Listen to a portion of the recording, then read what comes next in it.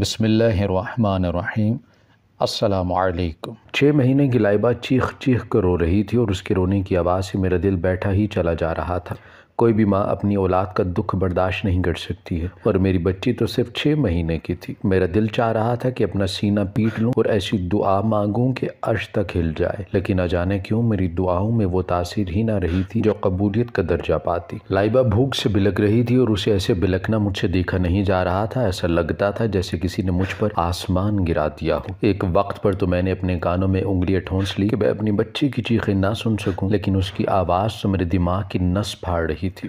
ماں تو بنا دیکھے بھی اولاد کا دکھ سمجھ جاتی ہے، اور میری بچی تو میری آنکھوں کے سامنے، جس کا پیٹ بھوک کے مارے کمر سے جا لگا تھا اور رو رو کر حلق میں کانٹے پڑ گئے تھے، اسے اس طرح دیکھ کر میرا جی چاہا کہ کہیں سے تھوڑا سا زہر مل جائے اور میں اس کی اور اپنی زندگی کو یہیں تمام کر دوں، تاکہ ساری زندگی ہمیں ایڑیاں رگڑ رگڑ کر نہ جینا پڑے۔ میری آنکھوں سے آنسو بہتے ہی چلے جا رہے تھے، مگر ان آنسوؤں کی کوئی وقت، کوئی حیثیت نہیں تھی۔ یہ آنسو تو نہ جانے کتنے عرصے سے میری آنکھوں میں ایسے ہی ٹھہرے ہوئے تھے، اور جب ضبط کے بندھن ٹوٹتے تو یہ آنسو بھی بارش کی مانند گرتے اور مٹی میں مل کر کہیں کھو جاتے۔ شاید یہی میرا نصیب تھا، اور بڑی بد نصیب تھی میں جو اپنی اکلوتی اولاد کو زندگی کی ضروریات بھی نہیں دے پا رہی تھی۔ اگر ہمارے حالات اچھے نہیں تو اس میں اس بیچاری کا کیا قصور تھا؟ اگر میری زندگی کا ساتھی بے حس تھا تو اس میں معصوم بچے کی تو کوئی غلطی نہ تھی، لیکن گن کے ساتھ تو گھیو بھی پستا ہے، اور وہ بھی اسی طرح میرے ساتھ حالات کی چکی میں پس رہی تھی۔ وہ 6 ماہ کی معصوم سی بچی تھی، اسے تو دنیا کی سمجھ تک نہیں تھی، اور وہ اتنی چھوٹی سی عمر میں ہی بھوک جیسی اذیت کو جھیلنے پر مجبور تھی۔ نہ اپنوں کو ہماری پرواہ تھی، نہ پرائیوں کو ہم سے کوئی غرض۔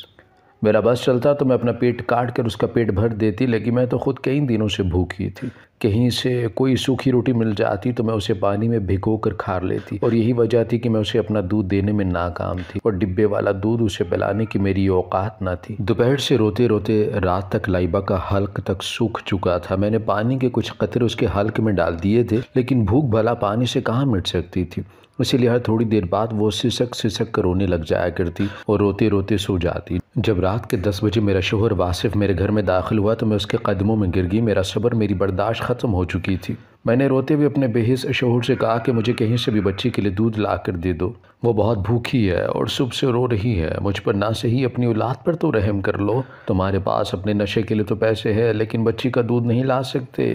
میری بات سنتے ہی واصف نے ایک زوردار لات میرے پیٹ پر ماری اور نشے میں دھت نفرت سے کہنے لگا، تو نے تو میرا گھر آنا ہی مشکل کر دیا ہے۔ بس گھر میں داخل ہونے کی دیر ہوتی ہے، تیری فرمائشیں شروع ہو جاتی ہیں، تیری نظر تو ہر وقت میری جیب پر رہتی ہے۔ ایک تو بیٹی پیدا کر کے اسے مجھ پر بوجھ بنا دیا ہے، اور اب اس کے دودھ کے لیے رونا ڈال کے رکھتی ہے۔ جا نہیں ہے میرے پاس کوئی پیسے۔ ویسے تیری بچے کے دودھ کے لیے تجھے کیا لگتا ہے کہ فری کا دودھ مل جائے گا؟ پتہ بھی ہے دودھ کا ایک ڈبہ کتنا مہنگا ہے، اور میں اسے تیری بیٹی پر ضائع کر دوں؟ بیٹا ہوتا تو میں کچھ سوچتا بھی، لیکن میں اس پرائی پر کیوں پیسے ضائع کروں؟ مجھے پیچھے کی طرف دھکیلتا واصف بستر پر ڈھہ گیا۔ وہ شراب کے نشے میں چور تھا اور شاید پوری طرح اپنے حواسوں میں بھی نہیں تھا۔ اس کی اس بات نے میرے تن بدن میں آگ لگا دی۔ میں نے غصے میں اسے جھنجھوڑ ڈالا اور کہا کہ میں تو بھوک برداشت کر سکتی ہوں، لیکن یہ 6 مہینے کی بچی نہیں کر سکتی۔ تم کیسے باپ ہو؟ بیٹا ہو یا بیٹی، کیا فرق پڑتا ہے؟ اولاد تو تمہاری ہے نا؟ واصف جو آنکھیں بند کر کے لیٹا تھا بستر سے اٹھ بیٹھا اور میرے بالوں سے پکڑ کر مجھے کہنے لگا کہ زیادہ بک بک نہ کر، اولاد تو بھی اپنے ماں باپ کی تھی، پھر تیرے ماں باپ نے کیوں خالی ہاتھ تجھے میرے حوالے کر دیا؟ انہیں کیوں تیرا خیال نہ آیا؟ جہیز میں پھوٹی کوڑی تک تو نہیں لی تم نے۔ وہ چاہتی ہے کہ میں تیری اور تیری اولاد کی فرمائشیں پوری کر دوں۔ تجھ سے شادی کر کے مجھے کیا حاصل ہو گیا جو اپنی کمائی پر میں لٹا دوں؟ واصف نے ایک دفعہ پھر مجھے دھکا دیا اور خود اوندھا ہو کر سو گیا، اور میں اپنی جگہ بے بس کھڑی رہ گئی۔ میں جانتی تھی کہ وہ نشے کی حالت میں بے ہوش ہو چکا ہے، اور صبح سے پہلے اسے ہوش نہیں آنے والا۔ ہر رات ایسے ہی ہوا کرتا تھا۔ وہ نشے میں دھت گھر آتا، مار پیٹ کرتا، چیختا چلاتا اور سو جاتا۔ ہم سارا دن کیسے کاٹتے تھے، ہماری کیا ضروریات تھی، واصف کو اس بات سے کوئی غرض نہیں تھی۔ اسے تو بس ایک ہی بات معلوم تھی کہ میرے ماں باپ نے مجھے جہیز کے نام پر صرف چند ہی چیزیں دی تھیں جو کہ ہرگز بھی قیمتی نہ تھیں، اور یہی میرا گناہ تھا۔ اس پر بیٹی پیدا کر کے میں نے اسے بھی بڑا گناہ کر دیا تھا، اور میں واصف کی نظروں میں مجرم بن چکی تھی۔ آدھا گھنٹہ ایسے ہی پریشانی میں یہاں سے وہاں چکر کاٹتے گزر گیا۔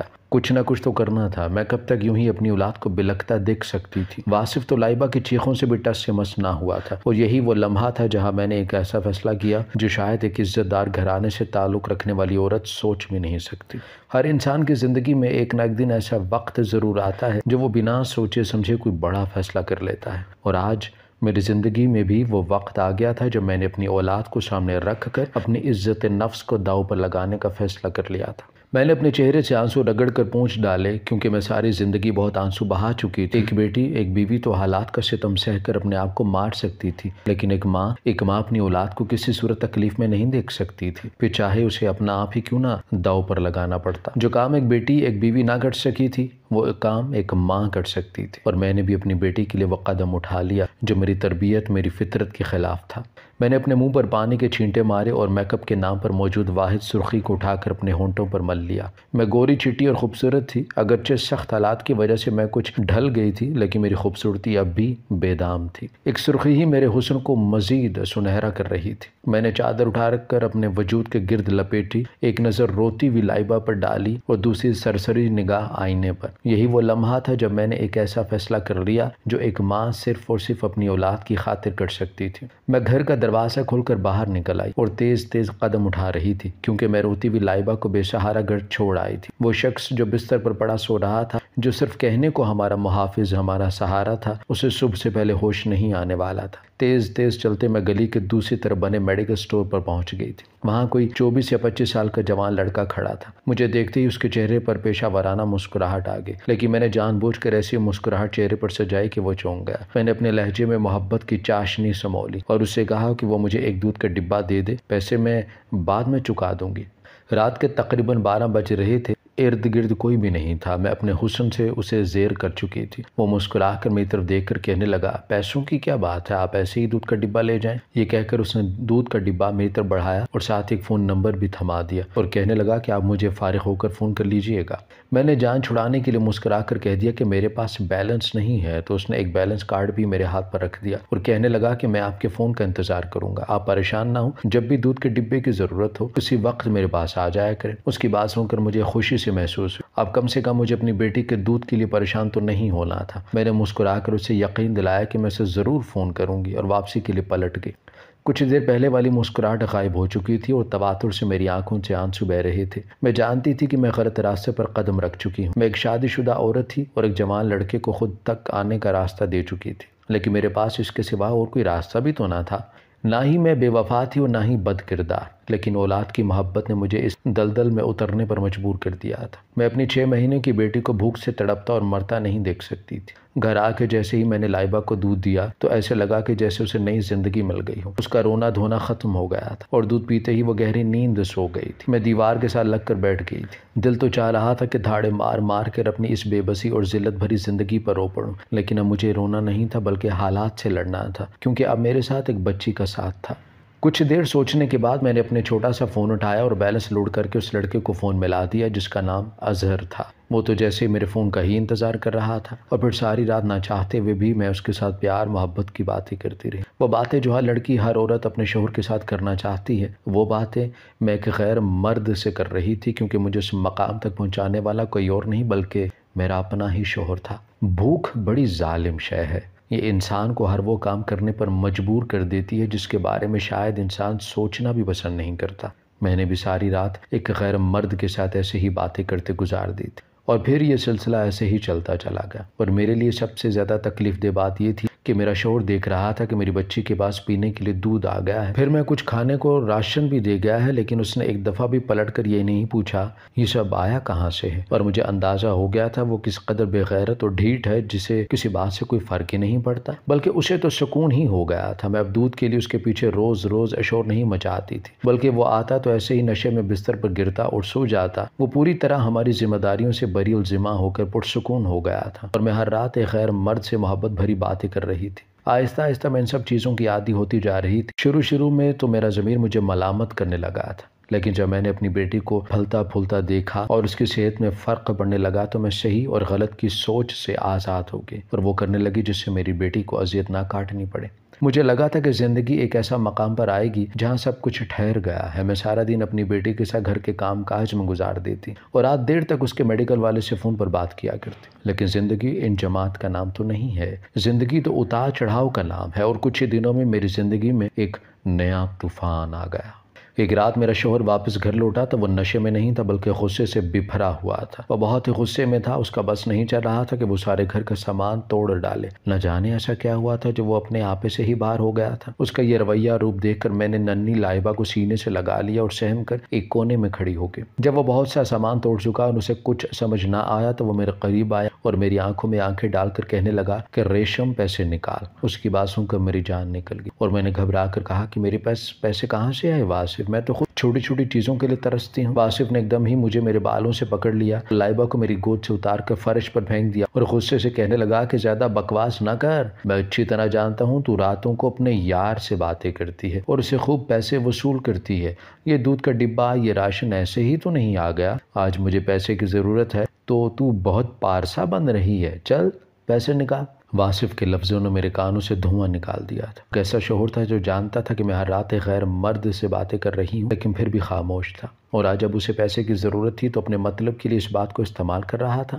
میں نے روتے ہوئے واصف سے کہا کہ میرے پاس پیسے نہیں ہیں، میں تو کبھی اس سے دودھ کا ڈبہ لے آتی ہوں تو کبھی ضرورت کا کچھ سامان، میں نے آج تک کبھی اس سے پیسے نہیں لیے ہیں۔ میری بات سن کر اس نے عجیب سی نظروں سے مجھے دیکھا اور کہنے لگا کہ چل، آج تک نہیں لیے نا تو آج لے لے، مجھے نشے کے لیے پیسے چاہیے، میرے پاس پیسے نہیں۔ روز میرا دوست شاہد مجھے خود شراب پلا دیا کرتا تھا لیکن آج میرا اور اس کا جھگڑا ہو گیا ہے۔ میں نے ایک ہکلاتے ہوئے واصف سے کہا کہ میں کیسے اس سے پیسے مانگ سکتی ہوں، وہ مجھے ہرگز بھی پیسے نہیں دے گا۔ میں اسے فون پر بات کرتی ہوں اور بدلے میں وہ میری ضروریات کی کوئی نہ کوئی چیز دے دیا کرتا ہے لیکن وہ مجھے پیسے تو نہیں دے گا نا۔ میری بات سن کر وہ زور سے ہنسا اور کہنے لگا کہ جہیز میں تو پھوٹی کوڑی بھی نہیں لائی، کم سے کم تیری خوبصورتی سے ہی میں کچھ فائدہ اٹھا لوں۔ یہ کہہ کر اس نے لائبہ کو وہیں چھوڑا اور میرا ہاتھ پکڑ کر گھر سے نکل گیا۔ میں جانتی تھی کہ وہ مجھے کہاں لے کر جا رہا ہے، اس لیے میں اس کی منتیں کرنے لگی مجھ پر رحم کھائے۔ شوہر ہونے کے باوجود وہ کیسے آدھی رات کو مجھے کسی غیر مرد کے پاس لے جا سکتا ہے۔ جب میرا شور حد سے بڑھا تو اس نے پلٹ کر ایک زوردار تماچا میرے منہ پر دے مارا اور کہنے لگا کہ اب تیری آواز نہ آئے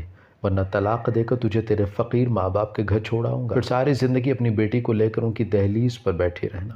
طلاق کا لفظ سن کر میرے رونگٹے کھڑے ہو گئے تھے۔ میں واپس اپنے ماں باپ کے گھر جانے کے بارے میں سوچ بھی نہیں سکتی تھی۔ میرے ماں باپ نے بہت مشکل سے مجھے رخصت کیا تھا اور انہیں اس بات کی تسلی تھی کہ میں اپنے شوہر کے گھر ہوں۔ اگر میں واپس طلاق لے کر لوٹتی تو میرے ماں باپ شاید اس صدمے کو کبھی برداشت نہ کر پاتے۔ میرا شوہر مجھے گھسیٹتا ہوا میڈیکل سٹور پر پہنچ گیا اور میڈیکل والے کو کہا کہ وہ آج کی رات مجھے رکھ لے اور اسے کچھ پیسے دے دے۔ میرے شوہر کی بات سن کر میڈیکل والا کھل کر مسکرایا اور میرے شوہر کے ہاتھ میں 2000 روپے دے دیے۔ واصف نے مجھے میڈیکل کے اندر دھکیل دیا۔ یہ سب دیکھ کر میری روح فنا ہو گئی۔ میرا شوہر مجھے زبردستی یہاں چھوڑ کر واپس لوٹ گیا تھا اور میڈیکل والے نے اندر سے دکان کو تالا لگا لیا تھا۔ میں نے روتے ہوئے اس کے آگے ہاتھ جوڑ دیے اور اسے بتایا کہ میں کس مجبوری میں اس کے ساتھ بات کر رہی تھی۔ میں کوئی بری عورت نہیں ہوں، نہ ہی بد کردار ہوں، بس میری مجبوری نے مجھے مجبور کر دیا تھا۔ میری 6 مہینے کی بچی کیسے بھوکی تھی اور میرا شوہر شراب کے نشے میں رہتا تھا۔ میں نے زار و قطار ہوتے ہوئے اسے اپنی مجبوریاں سنائیں کہ شاید اسے مجھ پر رحم آ جائے۔ میری بات سن کر وہ کہنے لگا کہ فکر نہ کرو ریشم، میں نے تمہیں یہاں کسی غلط کام کے لیے نہیں روکا ہے، تم میڈیکل کے اسٹور روم میں چلی جاؤ، میں وہیں آ کر تمہیں بتاتا ہوں کہ میں نے تمہیں یہاں کیوں روکا ہے۔ مجھے بہت خوف محسوس ہو رہا تھا، پھر بھی میں ڈرتے ہوئے اسٹور روم میں چلی گئی اور وہاں جا کر میری آنکھیں کھلی کی کھلی رہ گئی۔ دکان والا جس کا نام اسد تھا میرے پیچھے چلا آیا اور کہنے لگا کہ دیکھو، میں نے اسی لیے تمہیں یہاں روکا ہے، یہ 2 عورتیں جو کام کر رہی ہیں تمہیں بھی وہی کام کرنا ہے۔ میں نے گھبرا کر میڈیکل والے کو دیکھا تو وہ مسکرا کر مجھے سارا کام سمجھانے لگا۔ جیسے جیسے اس نے مجھے ساری بات سمجھائی مجھے لگا کہ کسی نے میرے قدموں تلے سے زمین کھینچ لی ہے۔ وہ 2 عورتیں سر جھکائے خاموشی سے اپنے کام میں مصروف تھیں اور میڈیکل والا چاہتا تھا کہ میں بھی ان کی طرح خاموشی سے ساری رات یہی کام کروں۔ وہ مجھے ان دونوں عورتوں کے ساتھ چھوڑ کر چلا گیا تھا۔ میں نے ان دونوں عورتوں کی طرف دیکھا اور کہا کہ وہ ایسا کام کیسے کر سکتی ہیں؟ وہ دونوں عورتوں نے سر اٹھا کر میری طرف دیکھا اور کہنے لگیں کہ جسم فروشی سے تو بہتر ہے کہ ہم یہ کام کر لیں، کم از کم اس میں ہماری عزت کا تماشا تو نہیں لگتا۔ رات کے اندھیرے میں خاموشی سے ہم یہ کام کرتے ہیں اور صبح میڈیکل والا ہمیں پیسے دے دیا کرتا ہے، ہمارے گھر کا خرچہ چل جاتا ہے اور ہمارے شوہر ہمیں مارتے پیٹتے بھی نہیں ہیں۔ بہت مختصر سی بات کر کے وہ دونوں پھر اپنے کام میں مشغول ہو گئی تھی اور میں اپنی جگہ کھڑی رہ گئی۔ میری آنکھوں کے سامنے میری 6 مہینے کی بچی کا وجود لہرا رہا تھا اور میں سوچ رہی تھی کہ میں یہ کام کیسے کر سکتی ہوں۔ بس کچھ ہی لمحے لگے مجھے فیصلہ کرنے میں اور میں نے فیصلہ کر لیا، میں یہ گندا اور گھنونا کام ہرگز بھی نہیں کروں گی۔ یہ کام تو مجھے جسم فروشی سے بھی زیادہ گندا لگ رہا تھا۔